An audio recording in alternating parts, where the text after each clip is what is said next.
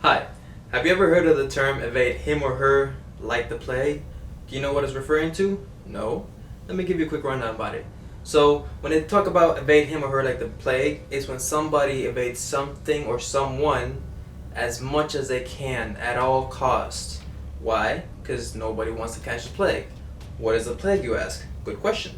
So, this brings us back to basically the beginning of humanity, where we've had accounts of this bacteria going on, and what it is referring to is what we call nowadays the Black Death, or the bubonic plague. There's several names given to it, however the official scientific name is called the Yersinia pestis. It's a bacteria that infects the body and causes a whole host of problems that you really do not want to be dealing with. So, how does this originate in the wild? Well, we don't know the exact origins for Yersinia pestis, however, we do know that it comes from fleas. Infected fleas start infecting wild rodents. Wild rodents start infecting other animals and wildlife, which, by the way, cats and dogs can get infected too. Fun fact, dogs are not really affected by it as much as cats are. Get very sick when they get infected with this bacteria, and they can also consequently transfer it to their owners.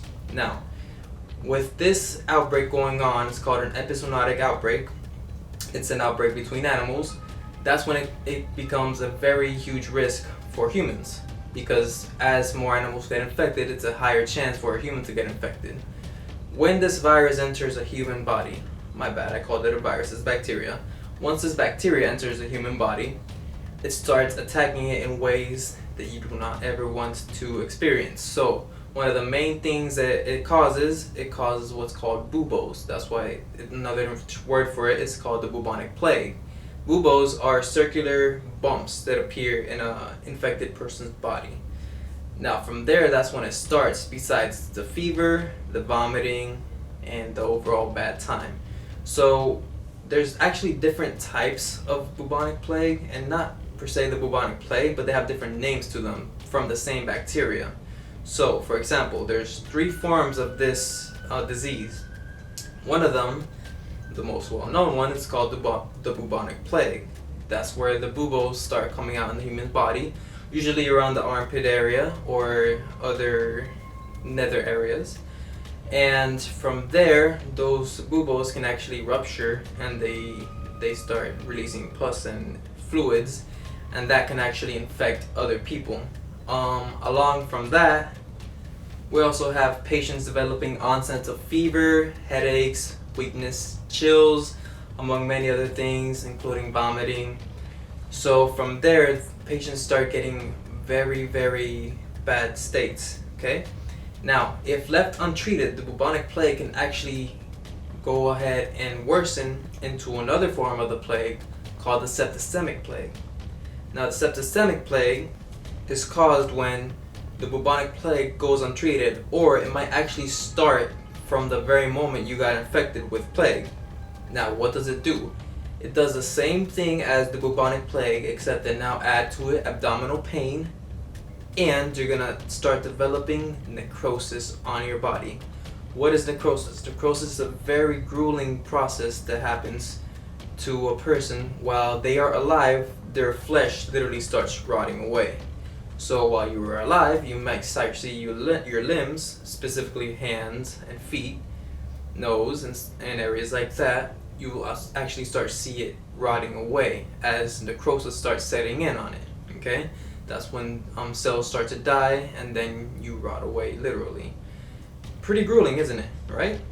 Okay, so now we go back to the third possible form of this plague.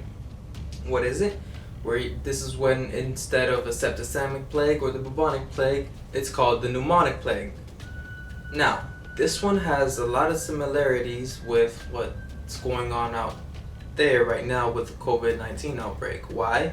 Because the pneumonic plague, as the name might suggest, it attacks the lungs, shortness of breath, pneumonia, among many other things. Now, this form of plague is actually the most infectious to humans. It spreads in aerosols when you cough or when you sneeze, and from there you can infect other people, and then it starts spreading like wildfire. It is very bad, and this is one of the worst cases of plague that a human can have because of how easy it is to spread to other people. Now, what is the actual death toll, you might think, right? With something so horrifying, how many people died from this? Well, there's varying numbers, and there's no exact estimate. Well, let me correct that. There are estimates, but there's no exact number, because none of us were alive back then. However, there's estimates ranging from 50 million dead to 500 million dead, depending on the years you're looking. So in 13th century, maybe 50, 75 million died from this disease. And in the 14th century, maybe 200 to 300, maybe 400 million died from this disease. Point in case is that no matter what way you slice this is a very, very deadly disease. It had a death rate of about 30 to 60% of its mortality. So let me correct that for you. 30 to 60% mortality rate means you have a 30 to 60% chance of dying once you are infected with this plague. That is a very high chance of death. And if you do not die, you might be left with permanent damage to your body. Now, if we take a look at the map for the United States from the CDC themselves, they provide us a map that shows that cases that are confirmed from the bubonic plague here in the United States.